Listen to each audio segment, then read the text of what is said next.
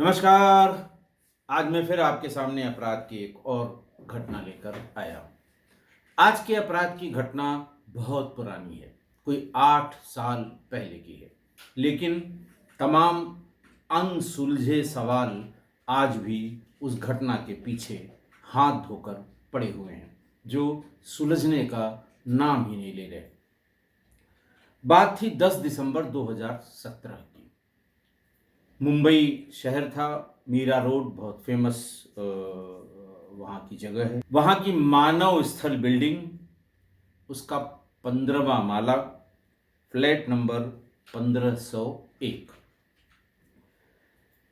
Flat number 1501 पे शाम को क्या, थोड़ी रात में 8 साढ़े 8 बजे उस समय की एक अच्छी मॉडल और एंकर अर्पिता तिवारी अपने बॉयफ्रेंड पंकज जाधव के साथ 15वीं मंजिल के उस फ्लैट नंबर 1501 में पहुंचे।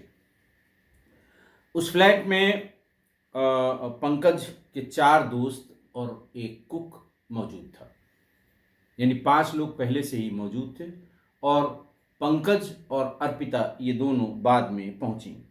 सभी का पहले से ही पार्टी करने का प्लान था। पार्टी चलती रही, शराब जिसे कहते हैं झूम कर पी गई और पार्टी सुबह 4 बजे खत्म हुई, जब कोई होश में नहीं रह गया। पार्टी खत्म होते ही सभी ने सोने का फैसला किया। अर्पिता, बॉयफ्रेंड पंकज और उसका दोस्त अमित, ये तीनों हॉल में ही सो जाते हैं। बाकी के 2 दोस्त दूसरे कमरों में चले जाते हैं। अगले दिन सुबह उस फ्लैट में मौजूद हर शख्स के लिए वो सुबह बड़ी भयावह थी। जब सुबह सुबह एक दोस्त की नींद खुली तो उसने देखा कि अर्पिता अपनी जगह पर नहीं है। हॉल में जहां वो अपने बॉयफ्रेंड के साथ सोई हुई थी, वहां पर वो नहीं है।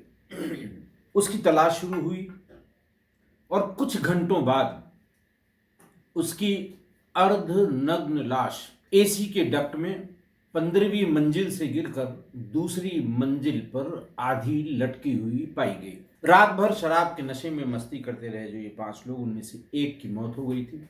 4 बचे थे और चारों शक के दायरे में थे। हुआ क्या, ये किसी को भनक नहीं लगी। और इसमें ऐसा नहीं कि पुलिस ने प्रयास नहीं किए, पुलिस ने अपने स्तर से बहुत प्रयास किए, लेकिन कुछ भी समझ में आज तक नहीं आया। दूसरी मंजिल की डक्ट में अर्पिता की लाश मिलने से पूरी सोसाइटी में हड़कंप मच गया। पुलिस को इत्तला करके जैसे तैसे उस लाश को उस डक्ट से उतारा गया।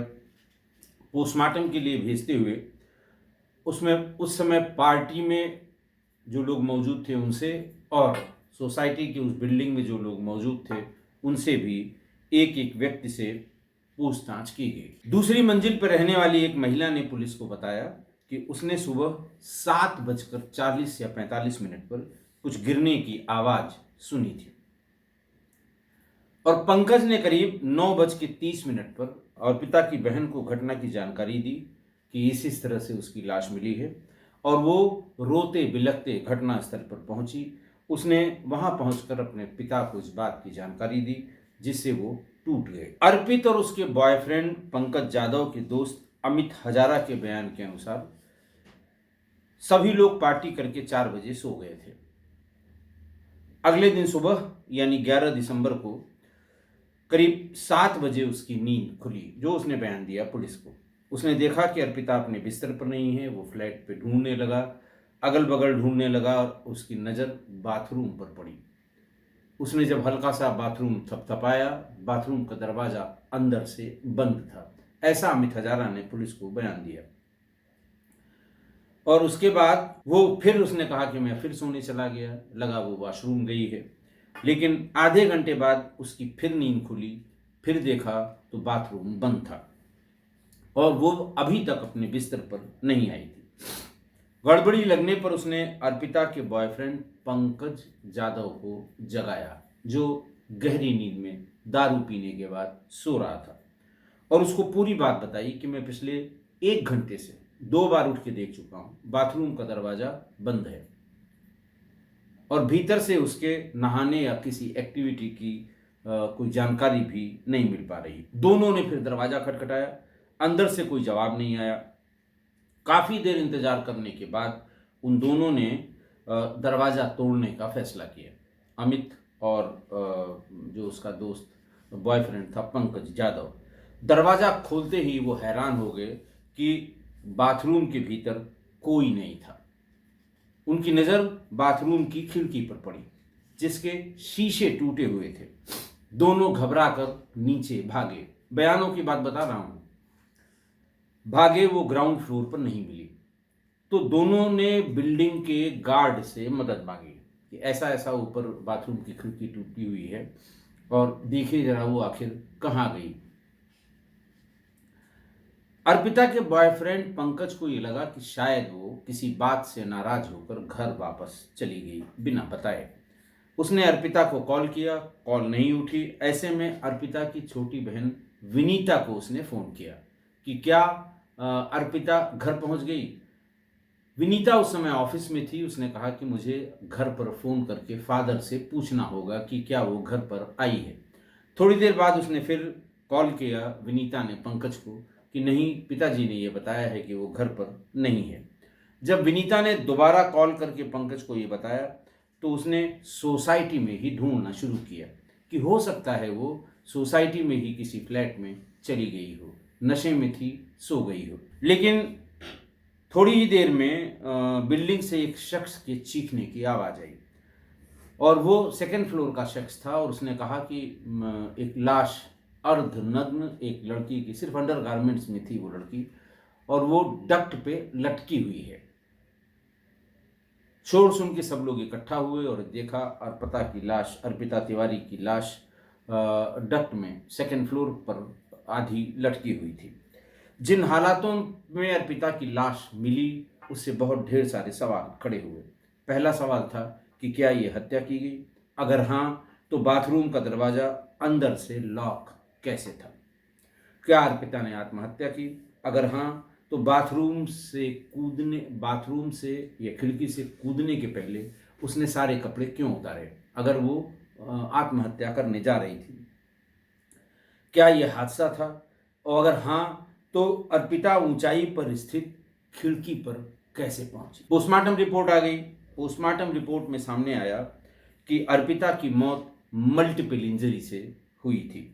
हालांकि ये साफ नहीं हो सका कि ये गिरने से मल्टीपल इंजरी आई या जहां वो मिली थी या जो लाश मिली थी उसके पहले किसी एक्सीडेंट या उसके साथ कोई मारपीट हुई थी।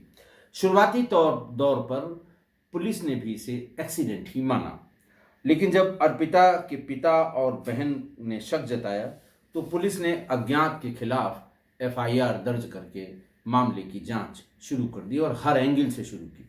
इस मामले में अर्पिता का बॉयफ्रेंड पंकज यादव और दोस्त अमित हजारा दोनों ही प्राइम सस्पेक्ट थे, क्योंकि हॉल में वही दोनों थे जहां पर अर्पिता 4 बजे पार्टी खत्म करके सोई थी। अर्पिता के बहन के मुताबिक अर्पिता और पंकज के बीच संबंध पिछले 2-3 महीनों से बहुत अच्छे नहीं चल रहे थे।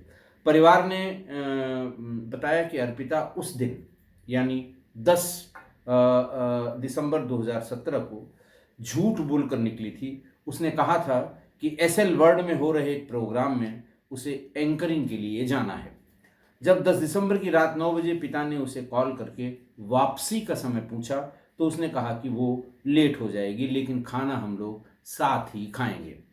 11 बजे तक अर्पिता का इंतज़ार करते रहे उसके पेरेंट्स और फिर उसके बाद वो सोने चले गए।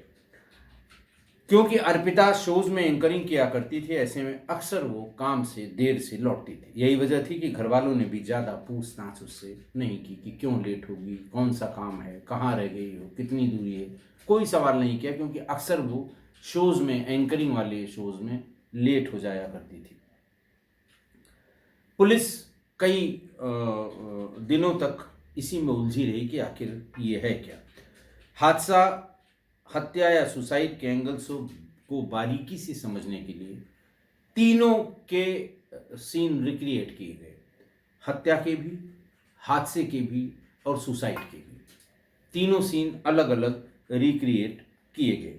शुरुआती जांच में तो पुलिस को हादसे का एंगल नज़र आ रहा था, लेकिन पुलिस ने जब ये सीन्स रिक्रिएट किए तो उसने हत्या के हत्या का मामला मान के उस प्रकरण को ज़्यादा तवज्जो दी, क्योंकि अर्पिता का शव बिना कपड़ों के मिला था। वहीं अर्पिता का परिवार भी बार बार पंकज यादव पर हत्या का आरोप लगातार रह रहा था। उनका कहना था कि अर्पिता एक खुशमिजाज लड़की थी। उसने मौत के एक दिन पहले ही पिता से कहा था कि वो गोल्ड में निवेश करना चाहती है, ऐसे में वो आत्महत्या क्यों करेगी। ये उनके पेरेंट्स का कहना है। मौत से पहले कुछ दिन पहले वो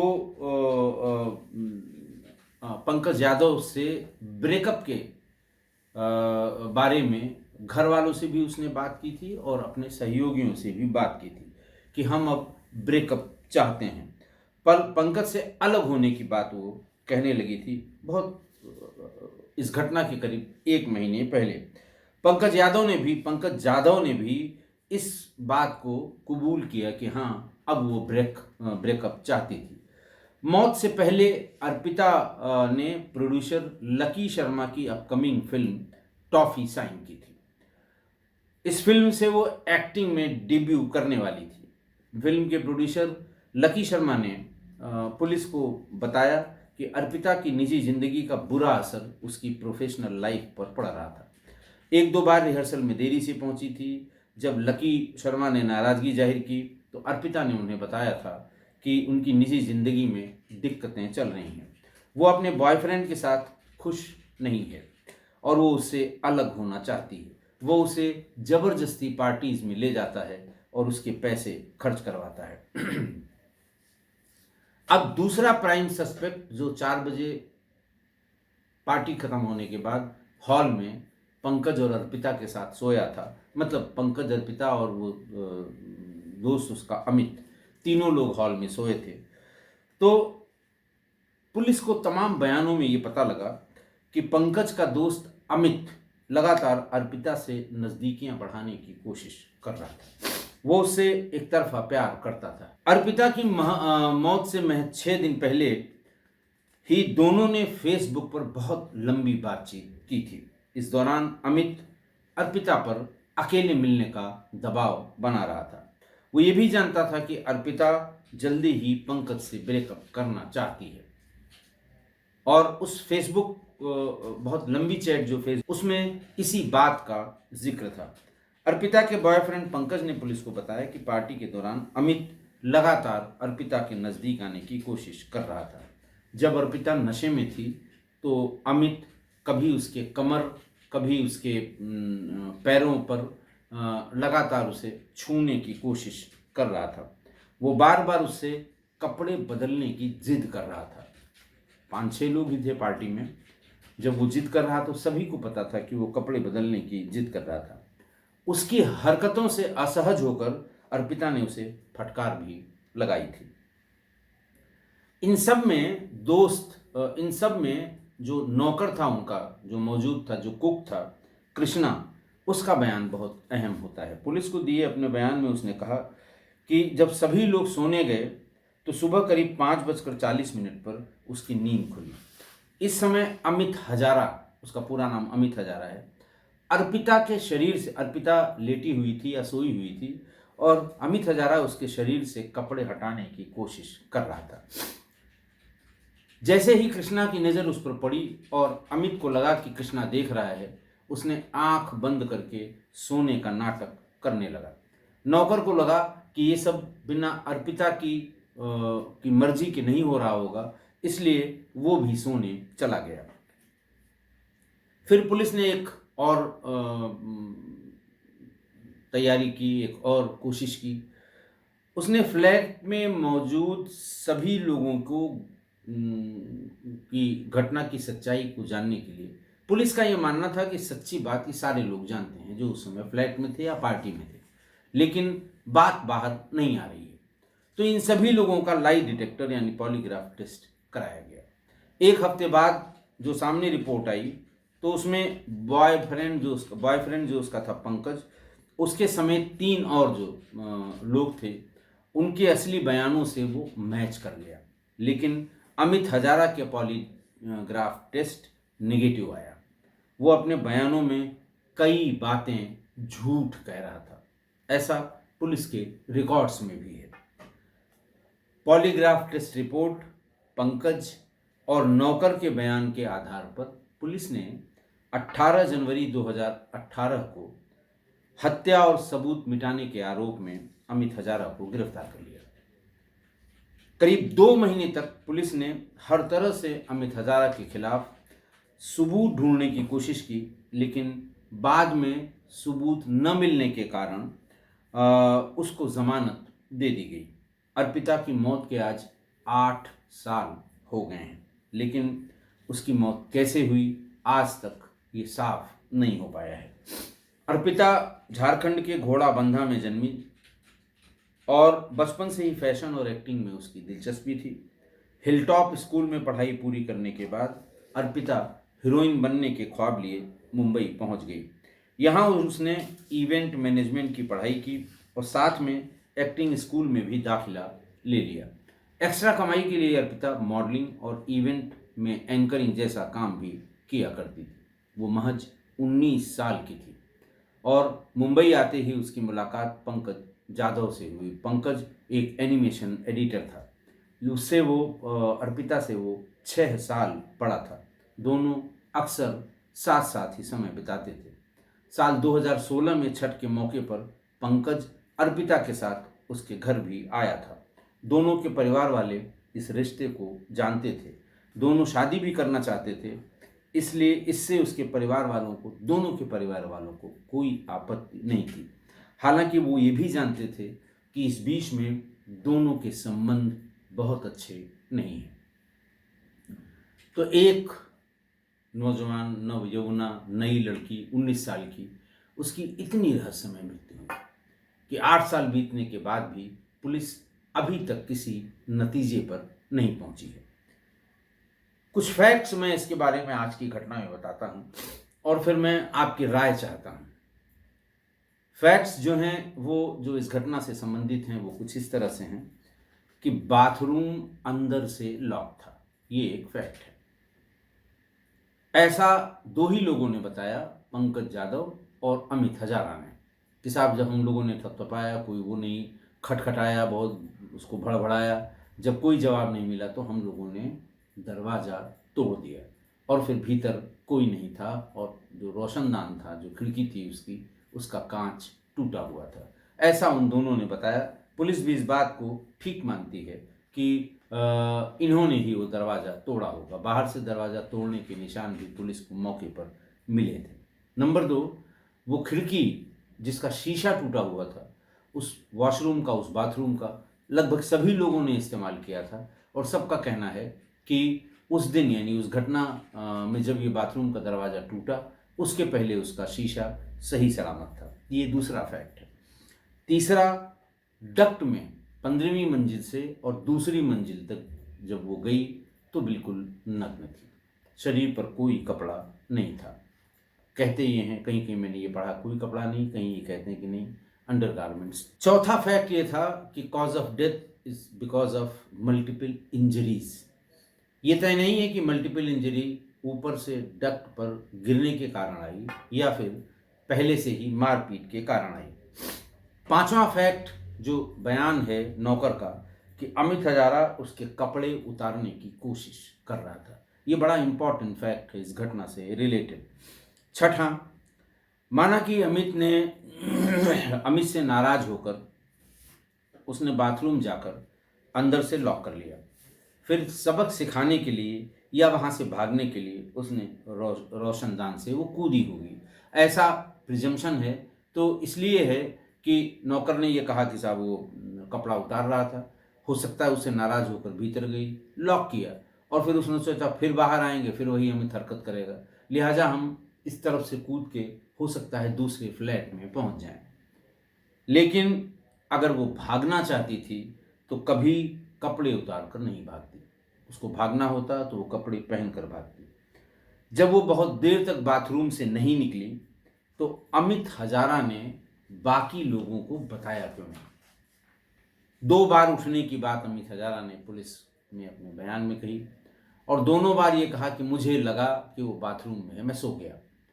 तिवारा जब, और जल्दी ही आधे पौन घंटे के बाद ही तिवारा जब उसकी नींद खुली तो उसे कुछ गड़बड़ लगी। तब उसने पंकज यादव को जगाया, दरवाज़ा भड़बड़ाया और दरवाज़ा तोड़ा। इतने फैक्ट्स हैं इस इंसिडेंट में, अर्पिता तिवारी की इस मौत में। अब आप अपना दिमाग लगाइए। हमने जो हमारा दिमाग था वो मैंने लगा के बता दिया आपको कि इतने फैक्ट्स हैं। अब आपको ये दिमाग लगाना है कि क्या ये मर्डर हो सकता है, क्या ये सुसाइड हो सकता है, या फिर जस्ट एन इंसिडेंट, भागने के चक्कर में, आने के चक्कर में वो ये घटना हो गई हो। कृपा करके हमें बताएं और हम जैसा हमेशा करते हैं आपके नज़रिए का सम्मान करेंगे और समय समय पर उसके बारे में बात बताएंगे। आज के लिए इतना ही। बहुत बहुत धन्यवाद।